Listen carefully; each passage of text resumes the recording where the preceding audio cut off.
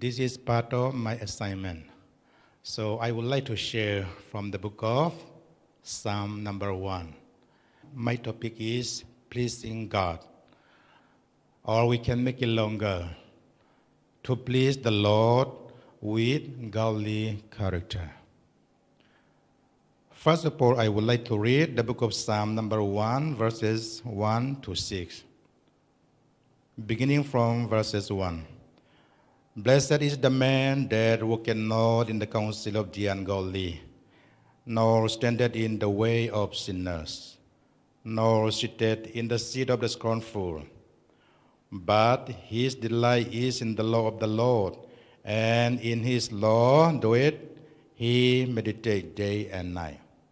And he shall be like a tree planted by the rivers of water, that bringeth forth his fruit in his season. His leaf also shall not wither, and whatsoever he doeth shall prosper. The ungodly are not so, but are like a chaff which the wind driveth away. Therefore the ungodly shall not stand in the judgment, nor sinners in the congregation of the righteous. For the Lord knoweth the way of the righteous, but the way of the ungodly shall perish.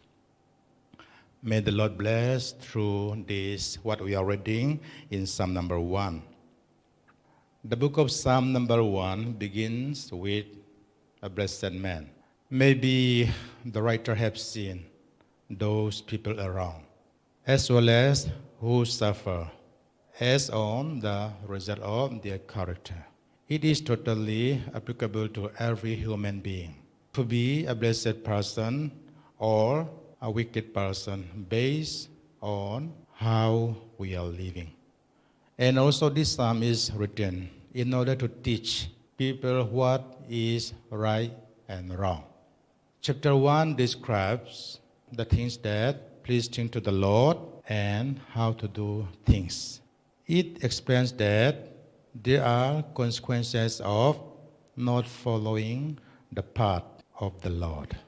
In contrast, there are also rewards for being faithful and obedient worshiper. And also Psalm number 1 is talking about means to godly people and ungodly people. He continues explaining what is look like based upon their characters. These also believers living in Jesus Christ and disobeying the command of Jesus and living as witches in the world. Godly and ungodly living is very important to understand in our Christian life, because our living style will mean living or destruction of our past. For today, my first point is, well does not work the blessed man? This question is there. We can see the answer in verse 1.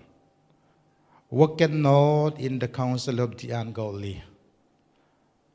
A blessed man or a godly people walketh not in the counsel of the ungodly. Look at the word counsel of ungodly in the King James Version. The word basically means literally guilty. They are guilty of sin. They have done wrong. They haven't sought to seek the mercy of God. Indeed, they have no interest in seeking His forgiveness and mercy. You may know people like that. We were surrounded in this world by people who are guilty before God. They know that they are guilty, but they are not interested in being reconciled to the one they have offended the Lord.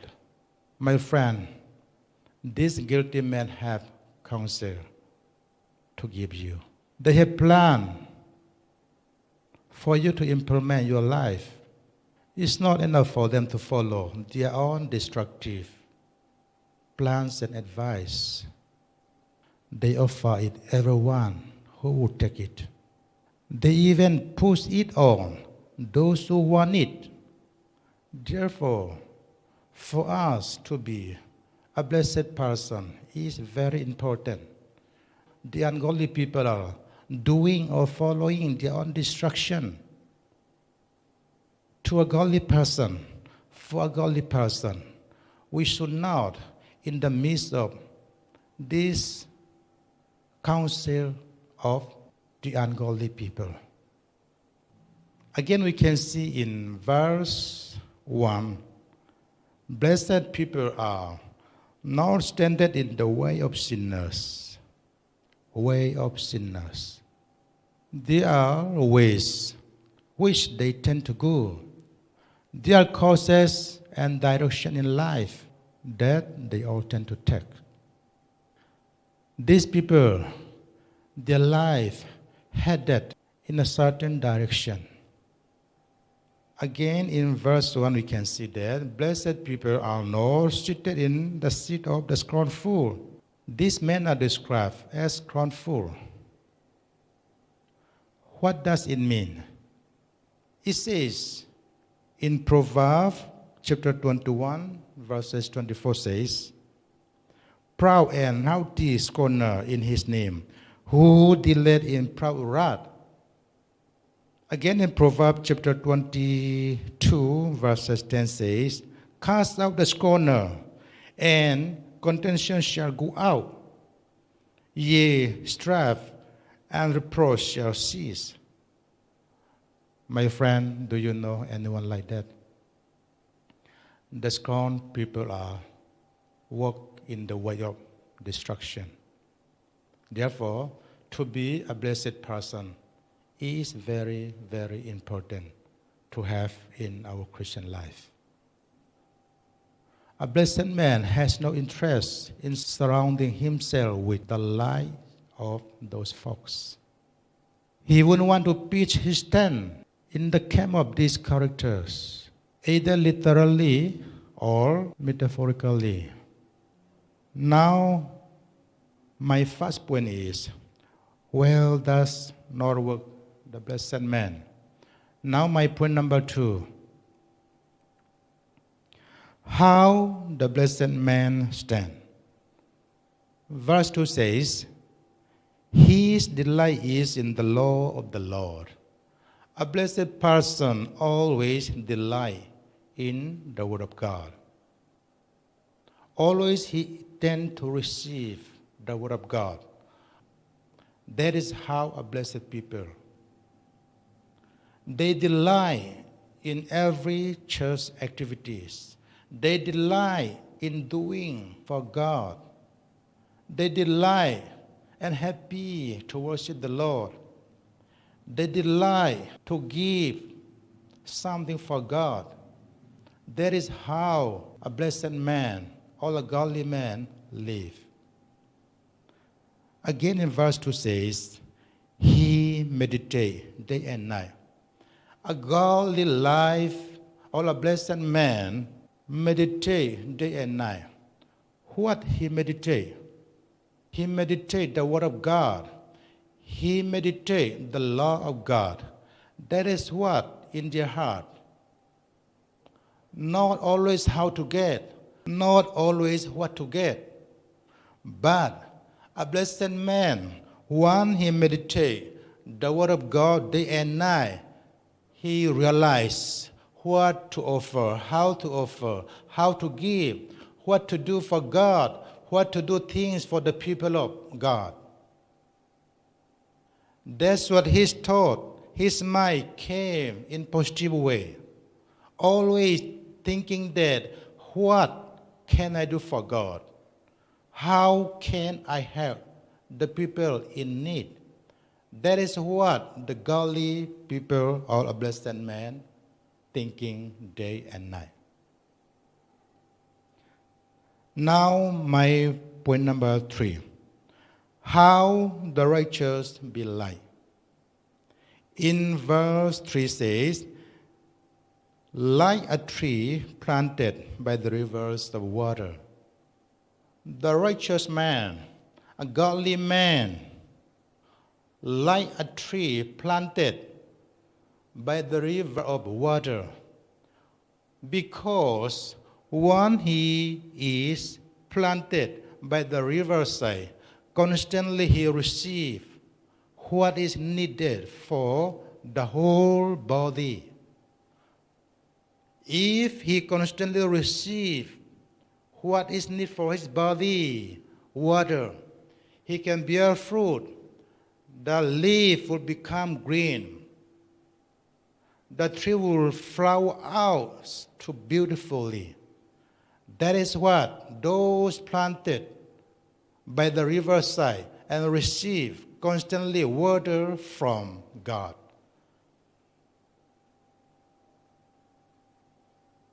They always green, pleasing to the Lord, pleasing with his leaf, pleasing God with its green leaf, pleasing God with its beautiful flower. Not only that, pleasing God with its fruits. Hallelujah. Not only leaf, not only beautiful flower, not only fruit, but the tree itself look like very beautiful. People will see and be happy. That's how a godly life living in the sight of God. In verse 3 says, his leaf also shall not wither.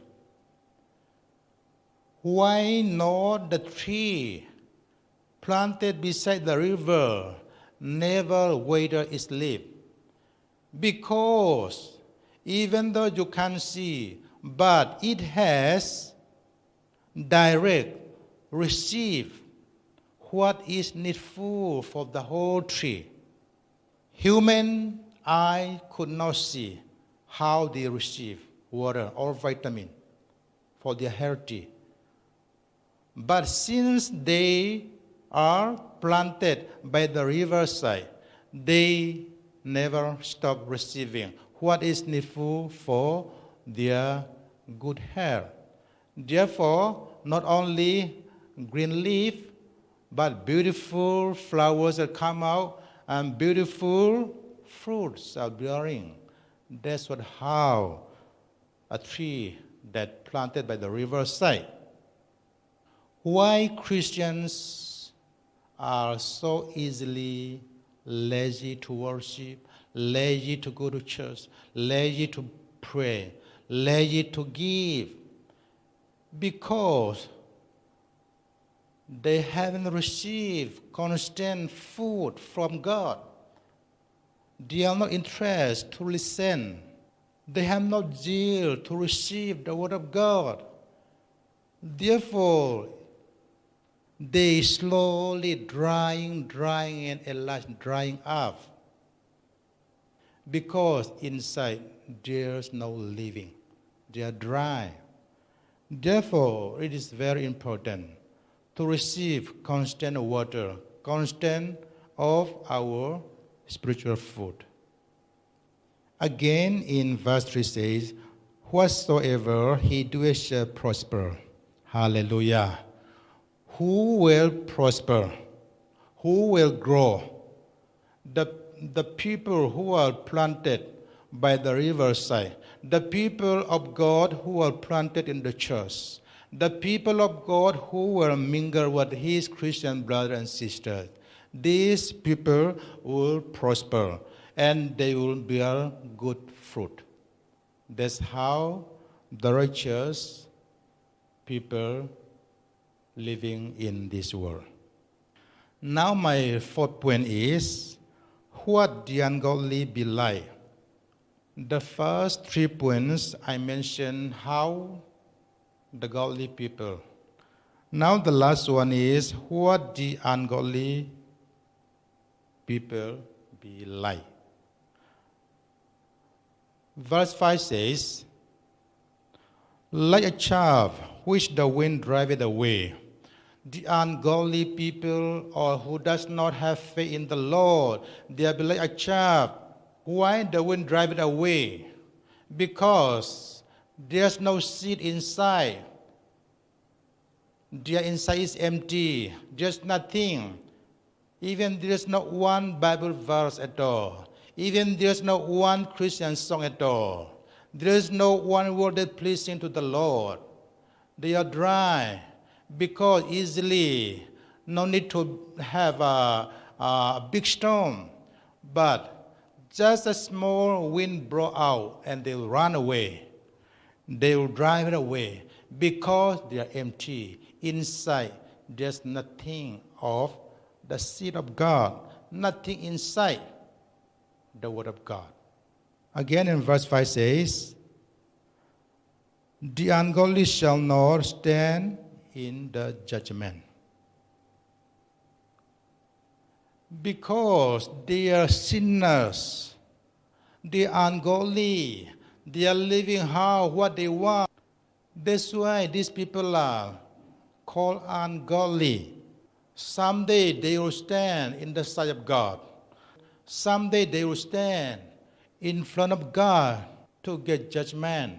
Then they will come with their record, maybe their good work, 10 books, 20 books, 100 books, but that would not save their life. The Lord will say, depart from me. I never knew you. My friend, today I want to encourage you. Someday we will be stand before the judgment seat of God. We will claim what we are doing in the world.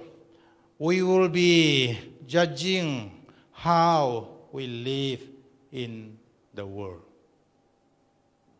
If you are not living for God, if you are not doing for God, someday that would be a great trouble for us. We don't want to be like that. Therefore, we have to check. We have to remind ourselves, am I living for God or am I living for the ungodly? If we check by ourselves, the Lord will open our mind and we shall live for how God wishes. In verse 5 says, the ungodly people, nor sinners in the congregation of the righteous. The ungodly people, usually they never want to cooperate with the people or among or mingle with the Christian brothers and sisters. If there's someone always want to live himself, actually this person in need of spiritual food.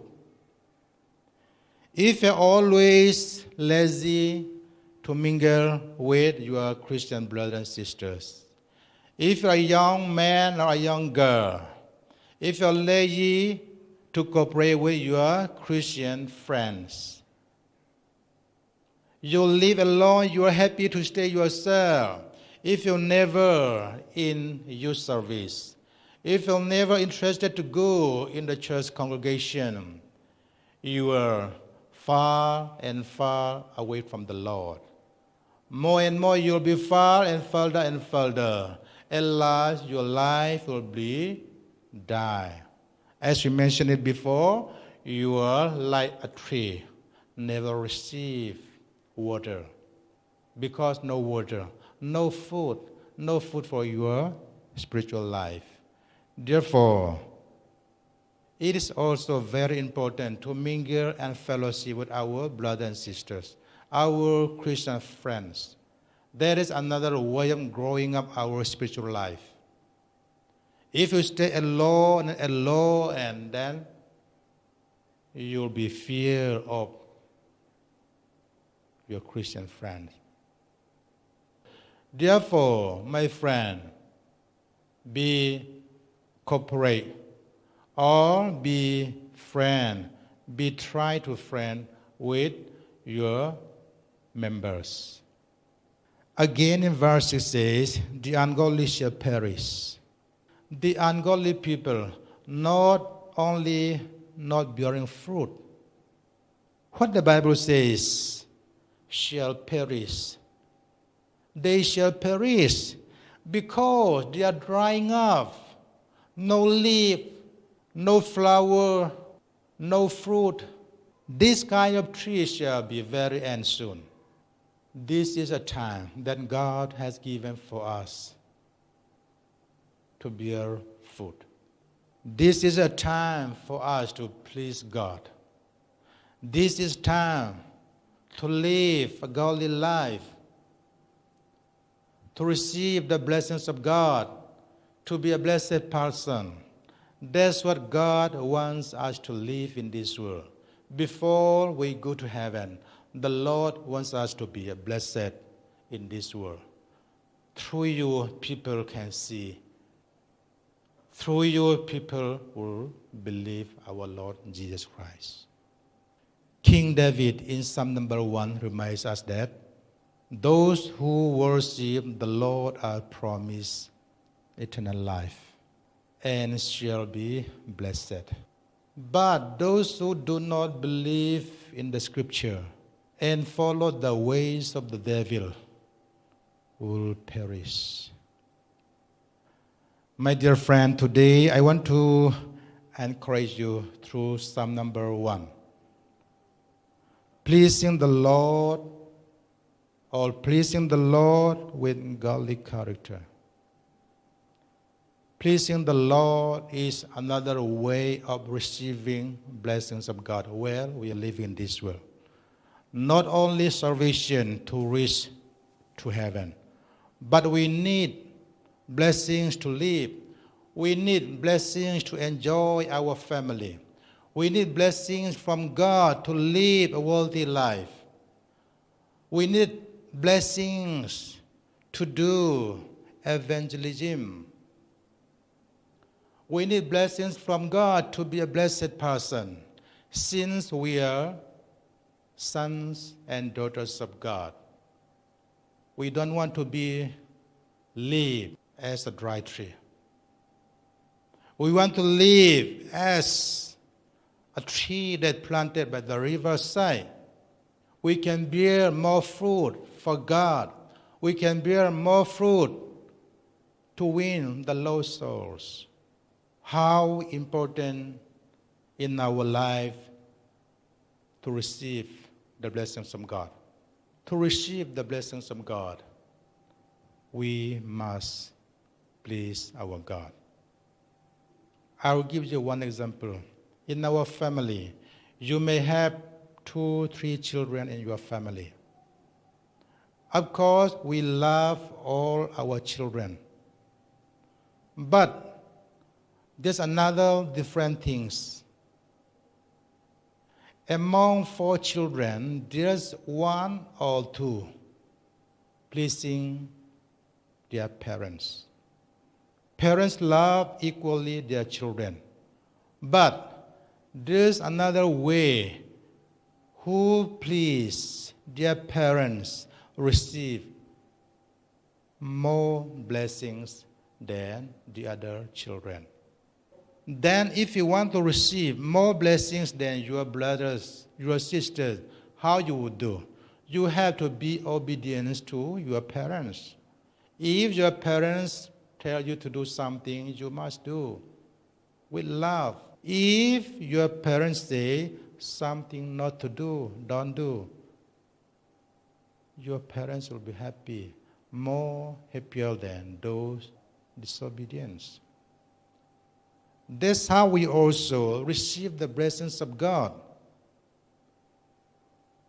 To please God through obedience, through good works. When I mention good works, I am not talking for salvation. I am not talking for eternal salvation. I am talking for this world, this present, to receive the blessings from God. How to draw out the blessings of God? We can draw out by obedience. You can think yourself how to receive. If you want to please someone, how you would do? You have to visit. You have to bring something for him to be happy. Then you will get what you want. That's how the worldly people are doing. My friend, today I want to conclude my short message. I believe that this Psalm number 1 will speak very one that we can please God or we can live a godly life. If the Lord is pleasing to you and me, we receive blessings. We can do more for God. We can help more people and reaching out for many, many people. May the Lord bless you through these short sermons. Thank you so much for listening my message. Thank you.